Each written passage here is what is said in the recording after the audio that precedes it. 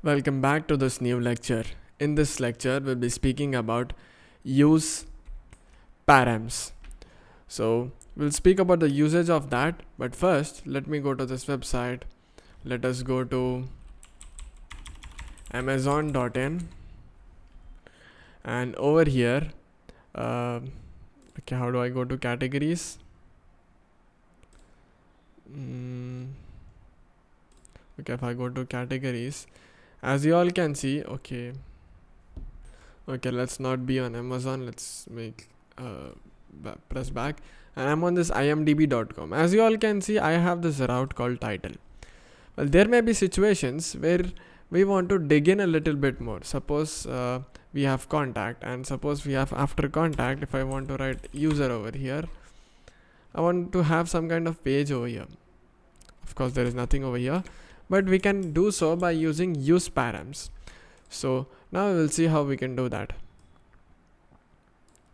Yeah, over here I will in for this component user component. Okay, I'll just give a contact over here. For this contact component, I will write this thing over here front slash, and of course if I want to get the contact of Seth, I'll write Seth. Okay, let's write name over here, name, and then after that, after doing that, I'll go back to our contact page. Where is our contact page?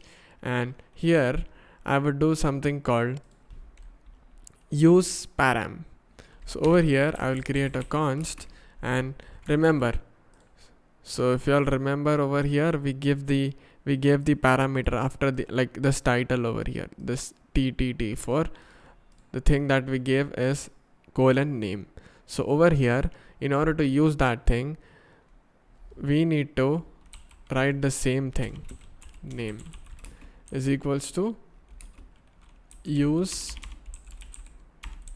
params. This would work. And now we need to wrap this up inside this curly braces, because if we were passing in 2 or 3 values, we will need that. So now in this way, after doing that, I will write something like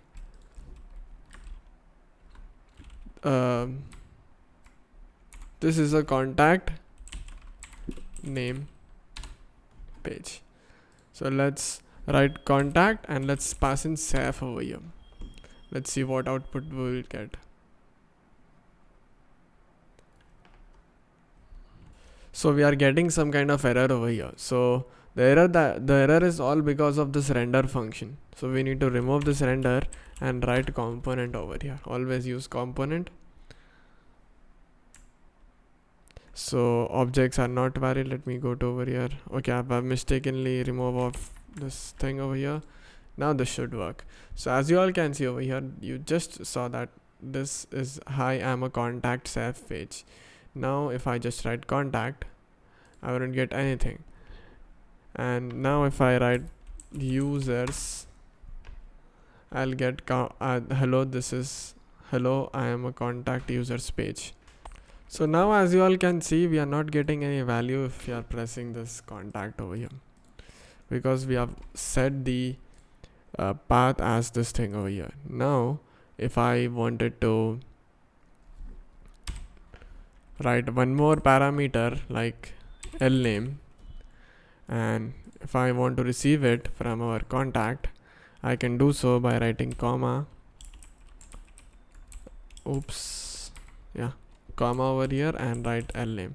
Make sure to keep the name like the same thing that you are writing over. If you just make that mistake, it's unforgiving and you'll have a lots of problem. Contact Saif Khan. Let's see. Hello, I'm a contact Saif Khan page. So over here, now if I want only the contact page like normally that we have, so I can do so by just copying this thing over here. I'll just copy the same thing over here. I'll paste it over here, and instead of writing this, I'll remove this one, and we need to pass in this. Yeah. And now if I save this page, and as you all can see, if I'm pressing contact, I'm getting the values. So this is quite helpful. Use parameters. So this is what it is used for. There may be like categories, and inside that categories there may be more categories. So that is what it is used for. And yeah, so that's it for this video, and in the next video I guess we'll be seeing about use history, or yeah, and all that stuff. So see you all there.